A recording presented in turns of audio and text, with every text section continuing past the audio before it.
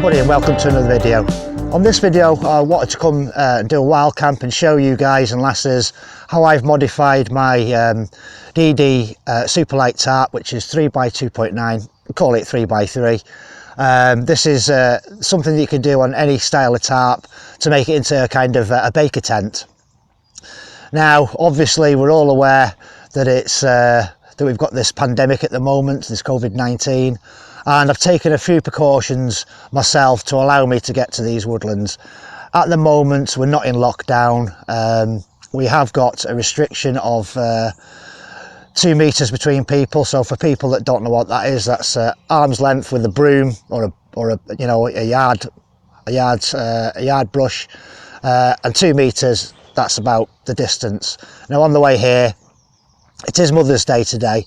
On the way here I saw one lass dropping some gifts off at her mother's house. She knocked on the door and then left, which I thought, yeah, brilliant idea. So the first thing I did to kind of get me here was plan my routes. Now I can get into these woodlands without touching any gates whatsoever. Obviously the reason being is I don't know who's touched them gates.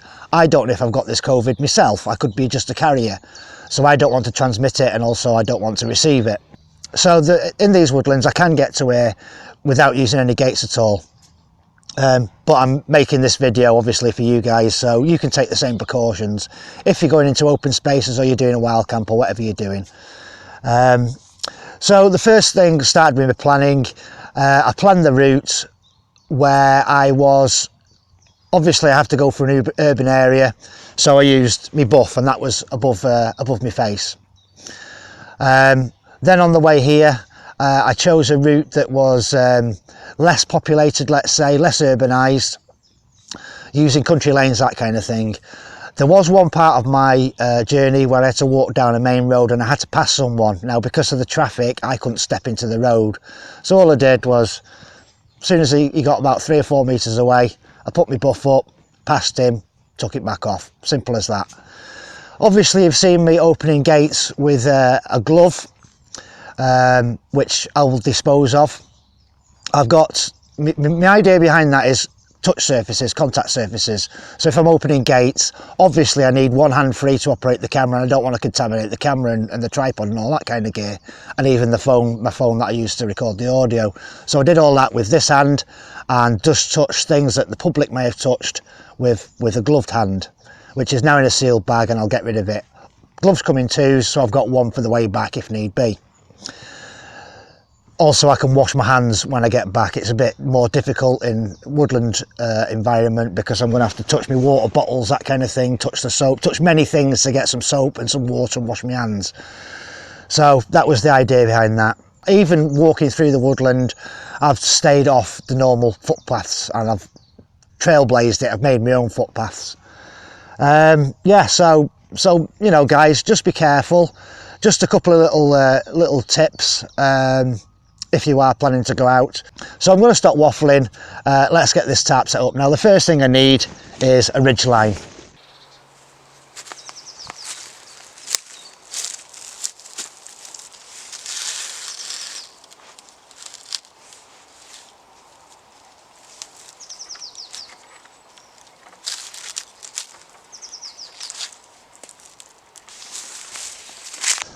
Okay, so the first thing I've done is set the ridge line up about chest height.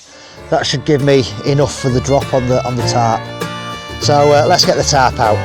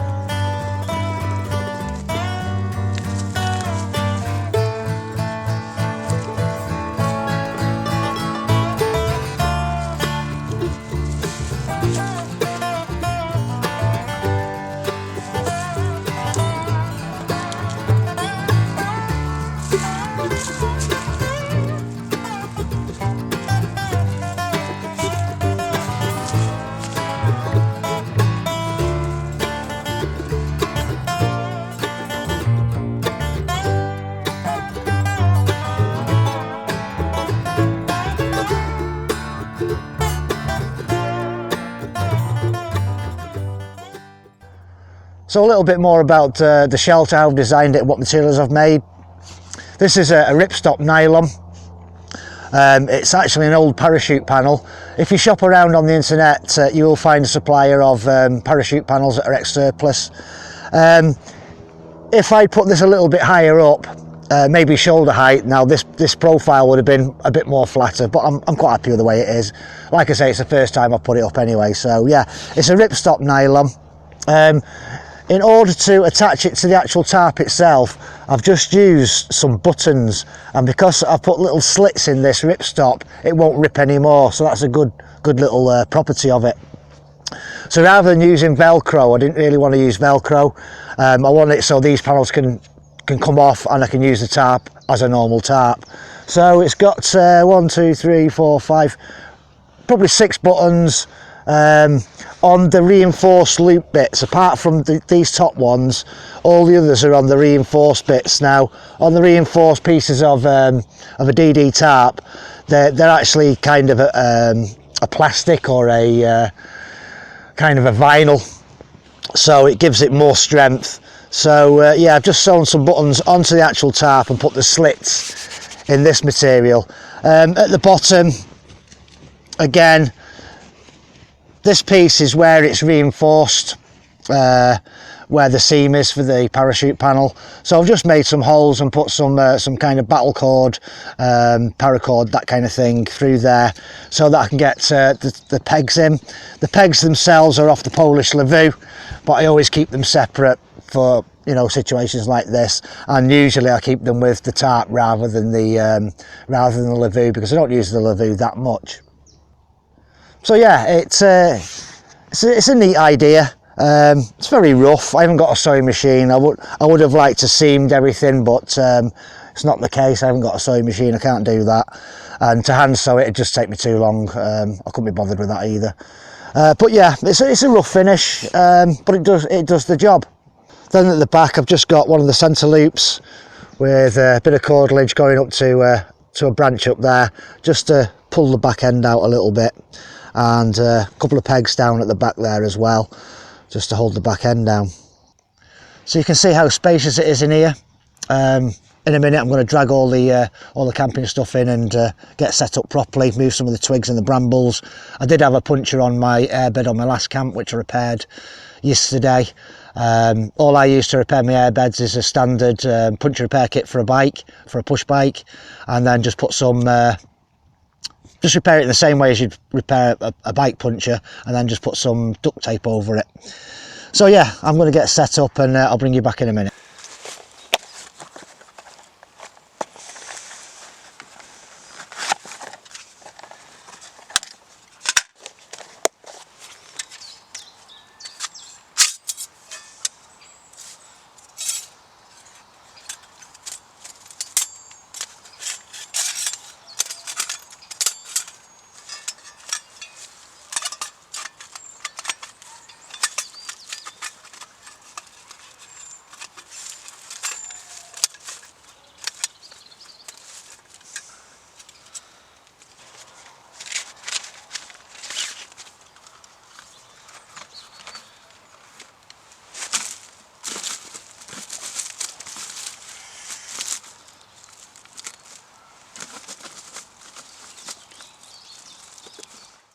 Right, so that's me all set up, guys. I'm getting a bit hungry now.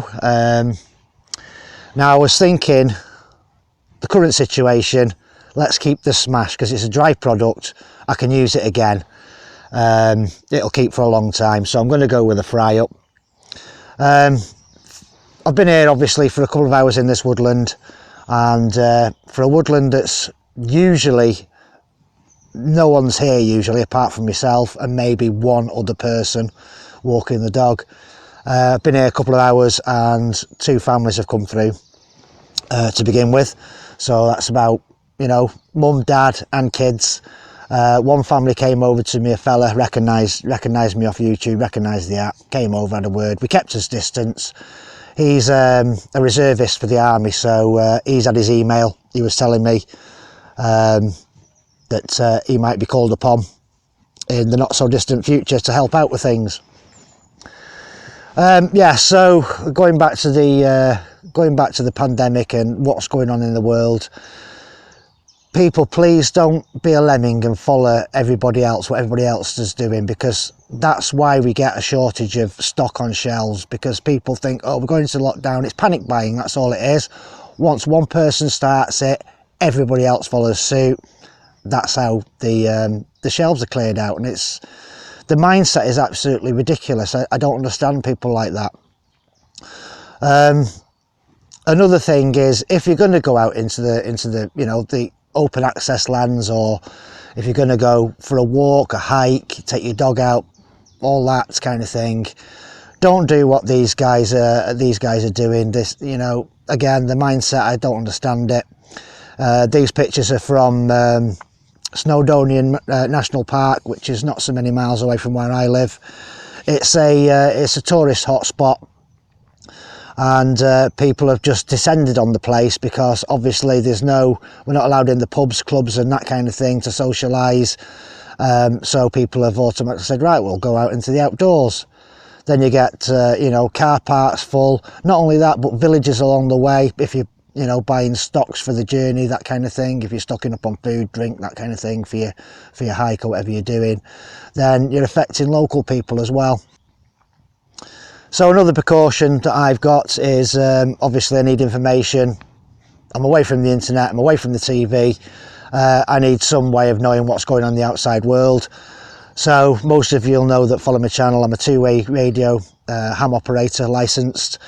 This is my two-way radio, but it doubles up as a normal commercial radio. I can pick up commercial stations. I listen to Radio 4, and I know that on the dot every hour with the bips, Radio 4 do a news broadcast. Like many other radio stations, it's just my choice that I use Radio 4. A bit more informative. So yeah, that's another little thing. So if we do go into lockdown overnight, I'll know about it. I do sleep with the radio on overnight. I do have spare batteries for this. I've got batteries that run off AA batteries as well, like a dummy battery that runs on AA batteries inside it. And I've also got another lithium ion that's fully charged. So yeah, you know, just be sensible, guys. You know, a couple of people have asked me to do a video like this about, you know, surviving the virus. My best advice is follow government guidance. You know, for the time being, until it all goes tits up, which I don't think it will do. The problems that I can see directly are there's going to be a lot of people out of work, including myself. I left the company and I had to wait a couple of weeks while another job came up at a tourist kind of venue, and that's closed down, so I'm out of a job now. So there's going to be a lot of people that are out of jobs, that are going to rely on the welfare state. And how many people can that welfare state look after? Can it look after every person in the United Kingdom? I very much doubt it. So we're going to see a financial strain on the economy, and it's not like we can borrow from another country because they're in the same kind of kettle of fish. You know, it's the same kettle of fish with them kind of countries. So yeah, just keep an eye out on the news. For all you guys that, you know, are preppers and what have you, I've done prepping myself. People used to laugh at me for burying food and firelighting equipment in woodlands just like the one I'm in. You know, what you're doing that for? Well, I think I've proved my point now. And my caches are still in this area. I've got caches at various other places along the North Wales coast as well. So, yeah. Another thing is, I've seen a couple of videos crop up on YouTube with people wearing gas masks. Now, if you're considering going down that line as a prepper, just be careful what you buy. A lot of the old World War II gas masks contain asbestos. Some of the Russian ones do. If you're looking at a good quality gas mask, a respirator, an NBC, call it what you will, you know, nuclear, biological, chemical warfare kind of mask, make sure you get the filters that are actually working, not dummy filters, and you'll be paying quite a lot of money for a decent gas mask. But yeah, you're going to be looking at upwards of £100, and I don't know how much the cartridges cost, but they're not cheap. It's not a cheap way to go. My advice is don't go down that line. We haven't got to that stage. we're probably unlikely to get to that stage as well. So yeah, just be mindful about what you're doing. Like I say, if you're going out into the open, you've got to use gates that everybody else uses. Wear some protection. Take a few pairs of gloves. Take antibacterial hand wipes with you. If you're like me and you're doing wild camping, you always carry a first aid kit. In that first aid kit, I've got sterile wipes. They're non-alcoholic, but they're still sterilising. So yeah, that's my thoughts about.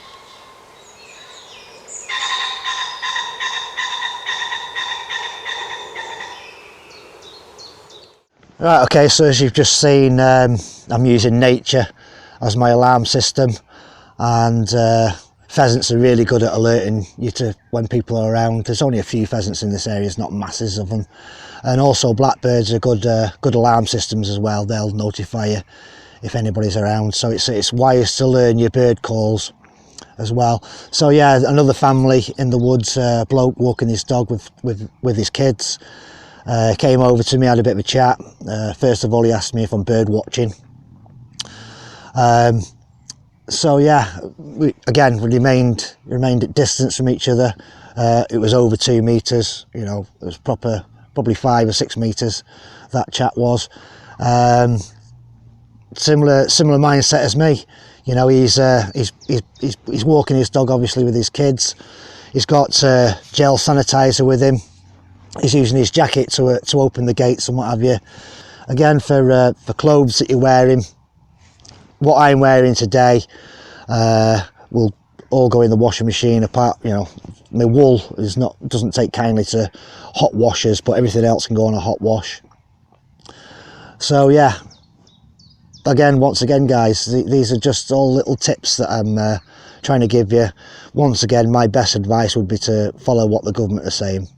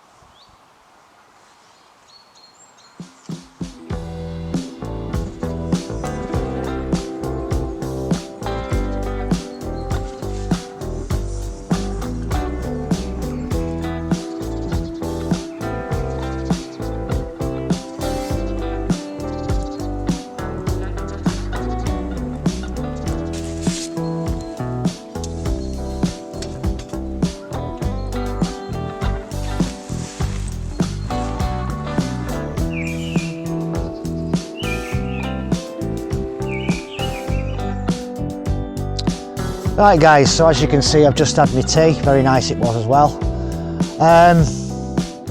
Just been really sat here listening to the birds. Had the radio on, listened to what Boris has said today. I had every intention of staying out here for a wild camp tonight, but then in my mind I'm thinking, well, what happens if people come over to me tomorrow? Because obviously kids are off school, people are going to be in this area, they're going to not heed warnings of staying at home.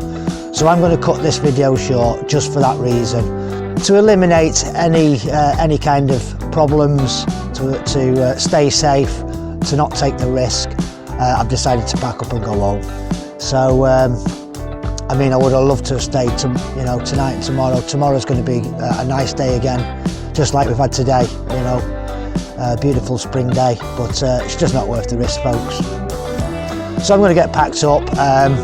Thank you very much for watching this video. Hope you found it interesting, I hope you found it informative. Like I say, just follow guidelines, government guidelines on this one, guys. Please give me a thumbs up, thumbs down, leave some comments, all the usual jazz, and I'll see you on the next one, guys. Thanks for watching.